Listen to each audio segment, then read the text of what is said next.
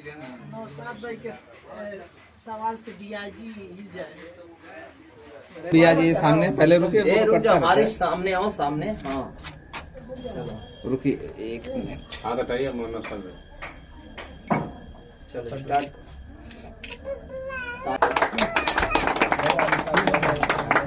शुक्रिया आपका। अच्छा, समूह की संस्था जुड़ी हुई है, तो इनसे आपको अपेक्षा है कि इनसे कुछ हम लोगों को लाभ मिलेगा? मिल रहा है। क्या मिला अब तक? अरे एक लोग बोलिए। लड़कों का फ्री में एडमिशन हुआ है, और जो भी काम आता है तो सर हमें पहले बताते हैं। अच्छा, हाँ तो ये समय समय पर आपको बुला करके आपको लाभ दिलाते रहते हैं? हाँ, लाभ दिलाते हैं। तो ये बहुत ही सराहनीय कार्य शकील साहब का है। मेरा नाम हारिस शकील है। मैं मदर टेरेसा फाउंडेशन का प्रदेश अध्यक्ष बनाया गया हूँ। मदर टेरेसा फाउंडेशन के प्रदेश कार्यालय का आज उद्घाटन है। टेरेसा फाउंडेशन एक ऐसी संस्था जो मतलब देश स्तर पे काम कर रही है। पूरे देश में हर जिले, हर प्रदेश में मदर टेरेसा फाउंडेशन की टीम काम कर रही है। मदर टेरेसा फाउंडेशन में 12 विंग काम कर रही है, जिसमें महिला, टीचर्स, स्टूडेंट, कल्चरल, स्पोर्ट, ऐसे करके 12 विंग हैं जो इसके मतलब सहयोगी के रूप में काम कर रही है। और हमारा जो मेन मिशन है कि समाज में जो समाज की अंतिम पंक्ति पे खड़े लोग हैं उनको कैसे समाज की मुख्य धारा से जोड़ा जाए, यही इसी को लेकर मदर टेरेसा फाउंडेशन काम करे, जिसको लेके हमारे कुछ संघर्ष हैं और कुछ हम सेवा करते हैं। क्या संघर्ष बताएं? हमारे संघर्ष जैसे मंडल कमीशन की जो रिपोर्ट है उसके हिसाब से 52% लोग ओबीसी हैं। तो हमारी ये मांग है कि सारे जितने भी लोग हैं जैसे उनको राज्यसभा में, लोकसभा में, विधानसभा, विधान परिषद, केंद्र सरकार, राज्य सरकार और जितने भी विश्वविद्यालय हैं, डिग्री कॉलेज हैं, उसमें इनको 52% रिजर्वेशन मिलना चाहिए। अभी का मतलब ये है कि जिसकी जितनी हिस्सेदारी उसकी उतनी भागीदारी है। इस बुनियाद पे हम लोग काम कर रहे हैं कि 52% इनका है तो 52% आरक्षण मिलना चाहिए। तो आरक्षण जो था वो उस हिसाब से उपयुक्त नहीं है। अभी तो आरक्षण बढ़ाए जाने की मांग अभी तो देश में मांग हो रही है कि रिजर्वेशन को खत्म कर दिया जाए, लेकिन हम उसके हिमायती नहीं है। हम रिजर्वेशन को रहना चाहिए ताकि जो समाज की अंतिम पंक्ति में खड़े लोग हैं उनको समाज की मुख्य धारा में जोड़ने का ये एक बेहतरीन प्लान है, अच्छे है। अभी हम लोग उस स्तर पे नहीं पहुंचे हैं जहाँ रिजर्वेशन को हम लोग खत्म कर देंगे। क्या चुनाव से प्रभावित होकर आप कर रहे हैं ये? मदर टेरेसा फाउंडेशन पूरे जब से मदर टेरेसा फाउंडेशन स्थापित हुई तब से कंटिन्यू समाज में काम कर रही है। हमारा काम ही है कि जैसे हमारा काम है निःशुल्क मेडिकल कैंप का आयोजन करना, समाज में सद्भावना कमेटी का गठन करना, जिला स्तर पर, तहसील स्तर पर, ब्लॉक स्तर पे और अलग अलग गाँव में कि मतलब जो भी आज संगठन सक्रिय हैं जो नफरत फैला रहे हैं समाज में, कैसे उनको रोका जाए, कैसे हिंदू, मुसलमान, सिख, ईसाई, पारसी, जैन, बौद्ध को मिला के एक कमेटी का गठन किया जाए कि अगर कहीं भी कोई तनाव हो रहा है मजहबी तो उसको कैसे रोका जाए। मैं एक बुनकर परिवार से हूँ और मेरा स्नातक और प्रास्नातक इलाहाबाद केंद्रीय विश्वविद्यालय से हुआ है। वहाँ मैं सक्रिय रूप से छात्र राजनीति पे रहा हूँ।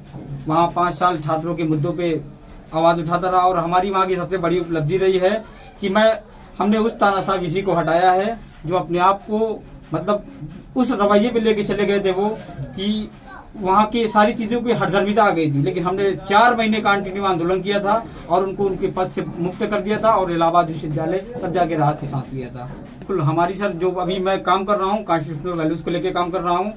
मैं एक संस्था है साथी फैजाबाद, उससे जुड़ के रिसर्च कर रहा हूँ संवैधानिक मूल्यों को लेकर कि कैसे संवैधानिक मूल्यों को सरेजमी किया जाए, कैसे समाज में समता, स्वतंत्रता, न्याय और बंधुता को स्थापित किया जाए। उसको लेके हम लोग लेबोरेटरी भी अपनी है और पूरे शहर के अंदर नहीं पूरे प्रदेश के अंदर इसको कैसे हम लोग जमीन पे उतार पाए संवैधानिक मूल्यों को कि समता क्या है, स्वतंत्रता क्या है, न्याय क्या है, बनता लोग जान पाए, समझ पाए कि आज 75 साल होने के बाद भी लोग संवैधानिक मूल्यों को नहीं समझ पा रहे हैं। संविधान क्या है, हम लोग विद्यालय में ट्रेनिंग देते हैं, मैं मास्टर ट्रेनर भी हूँ डिजास्टर मैनेजमेंट में। हम लोग देखते हैं कि इंटर का विद्यालय है, लोगों से पूछते हैं संविधान के बारे में नहीं पता, बस इतना जानते हैं कि बाबा साहब का संविधान है। ऐसा नहीं कि बाबा साहब का संविधान है, संविधान में बहुत सारे लोगों ने योगदान दिया है। बाबा साहब एक समिति के अध्यक्ष थे जो प्रारूप समिति है, लेकिन संविधान के निर्माता जो थे, जो अध्यक्ष थे, उनका नाम डॉक्टर राजेंद्र प्रसाद था।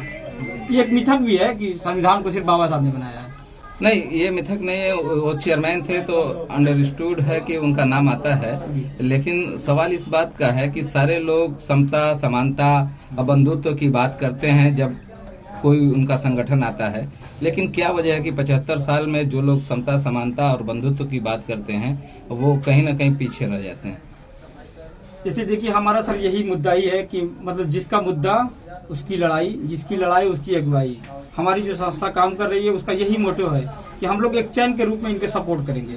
जहां भी इनको जाना होगा, जैसे जिलाधिकारी कार्यालय जाना है, हम लोग बैकअप के रूप में इनके पीछे खड़े रहेंगे, लेकिन अंदर इन्हीं को जाना होगा जिनका मुद्दा होगा। मदर टेरेसा का जो सबसे बड़ी खिदमत थी वो जो समाज के सबसे दबे कुचले लोग, बीमार लोगों का इलाज करती थी। तो क्या आपके संस्था में बीमार लोगों के इलाज के लिए कोई स्पेशल प्रोग्राम है? मदर टेरेसा फाउंडेशन जैसे निःशुल्क मेडिकल कैंप का आयोजन कर ही रहा है।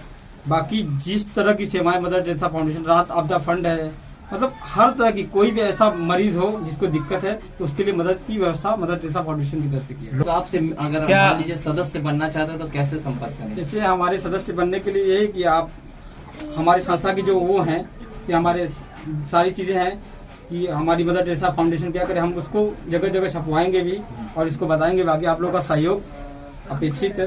क्या लोगों से अपील करना चाहते हैं? यही कि ज्यादा से ज्यादा अपने हक के लोग की बात करें, अपने हक के लिए लोग लड़ें, जिनका मुद्दा है वो खुद पैरवी करें, मजबूत पैरवी करें कि आप अपने हक को जानिए, अपने अधिकारों को जानिए, अपने कर्तव्यों को जाने और अधिकारों को जाने बिना रहना मुश्किल है समाज में। हमारे अंदर हौसला होगा तो हम उन सारी ताकतों को एक न एक दिन हारना है उनको, अगर बस हम डटे रह गए तो। इसलिए हमारी अपील है कि सारे लोग डटे रहें मुद्दों पे। ठीक, थैंक यू।